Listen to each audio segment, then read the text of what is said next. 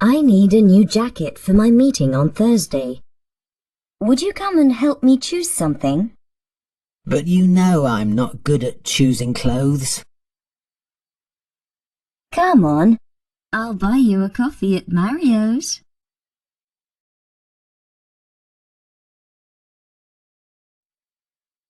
Good afternoon, madam.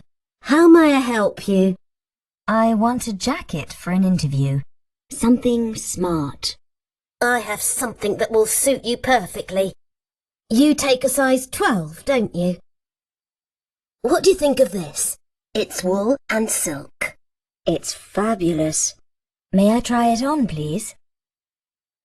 It fits perfectly. Simon, does it suit me? Yes, it does. Please, can we go for a coffee now? How much does it cost? $40.99.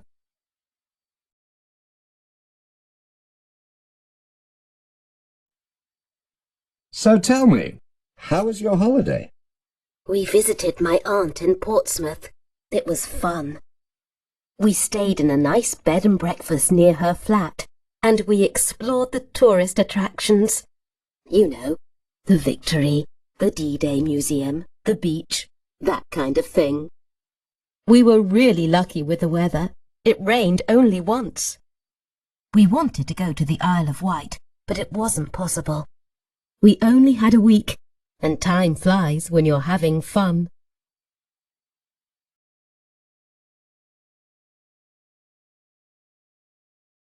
Hi, Tim. I'd like to talk about the role of teaching and language learning in relation to new technology. Perhaps we could start by talking about the influence of new technology on the teaching profession. Would you say that the teacher's role has been undermined by new technology, or would you say that it facilitates the profession? Clearly, technology facilitates education in many ways, in the sense of being able to deliver information much more conveniently, making it attractive and allowing learners to communicate with each other outside the classroom. It certainly has its advantages. I think, however, it raises questions about the teacher's role, and as a teacher myself, I have to think carefully about embracing all technologies with open arms, especially those that, in a sense, disempower the teacher. What I mean is, if you imagine a school, an educational organisation in which everything is computerised and the classrooms are all wired up, delivering the contents, as it were, to the students directly and in a very attractive way, what is the teacher's role? Is the teacher's role reduced simply to that of a technician? I actually think this is happening in some contexts, and I don't think it's necessarily for the better, for the teachers or for the learners. There is an element of education, and I think there always will be, which involves face-to-face contact, and I don't think that's going to go away, but I think we need to question any technology that comes along, try it out first, and find out to what extent it fits in with the basic principles of good education.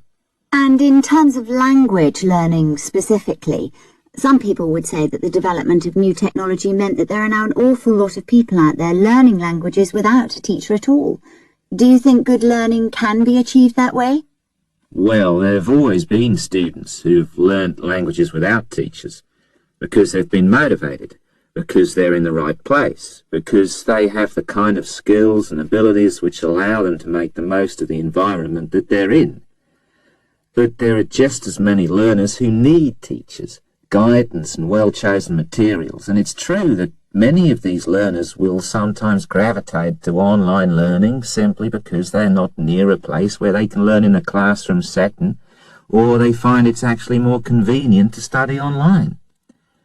After all, you get a one-to-one teacher, and using Skype, for example, you can have daily conversations, so in many respects it can work for language learning.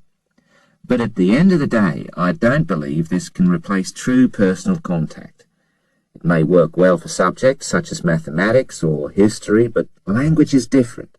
It was created in order to communicate, often about things which are quite meaningful and personal, and you need to keep that element in language learning if it's going to really engage the learner and stay embedded in their memories.